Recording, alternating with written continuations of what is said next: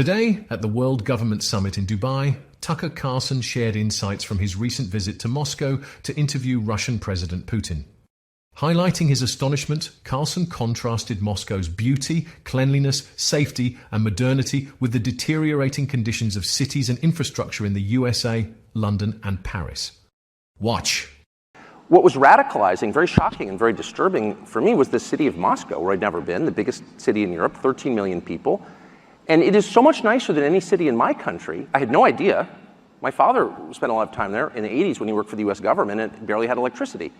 And now it is so much cleaner and safer and prettier aesthetically, its architecture, its food, its service, than any country, city in the United States that you have to, and this is non-ideological. How did that happen? How did that happen? And at a certain point, I don't think the average person cares as much about abstractions as about the concrete reality of his life.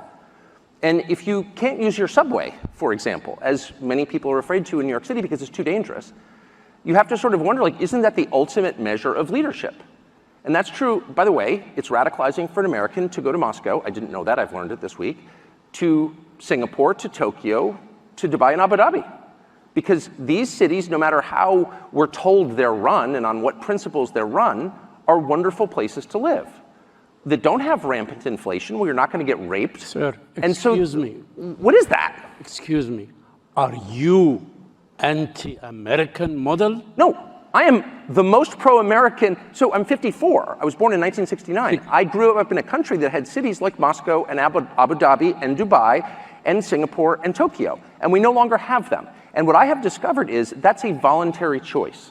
As inflation is, as you heard in that fascinating last panel, inflation is the product of choices made mostly by the central bank, not exclusively, but by policymakers. Crime, same. You don't have to have crime, actually. If you don't put, my children don't smoke marijuana at the breakfast table. Why? Because I won't allow them. It's very simple. It's a short conversation. No. And you can run your country the same way. We're not going to put up with that, so don't do it. And people understand that. Filth, graffiti, Paris, one of my favorite cities, New York, one of my favorite cities, are filthy. And part of the reason they're filthy is because people spray paint obscenities on buildings and no one cleans it up. So that encourages more people to do the same. And our policymakers, for some reason, don't notice this. London, another one of my favorite cities. You see English girls begging for drugs on the sidewalk. And I thought to myself, if I'm Boris Johnson, who briefly and very badly ran that country, I would ask myself, like, wait a second, my countrymen are begging for drugs on the street. Maybe I should do something about that. But no, he'll show up and give some speech about Ukraine and how we need to send, more cluster bombs to the brave Ukrainians. What are you doing? Now, if anyone tries to brush this off as pro-Russia propaganda or a favor to Putin, they're blatantly misleading you. This piece is not to show how good is Putin, but rather how our own broken leadership is turning the once glorious countries we had into nations with crumbling infrastructure, poverty, crime, primitive public transportation, old-fashioned airports, and dirty streets, all worse than those in third world countries. In stark contrast to the public's will, as it should be followed in a true democracy, our leadership takes our tax money and invests it against the will of the people, in wars to kill people in faraway countries, instead of using that money to improve the quality of life for the people who pay these taxes.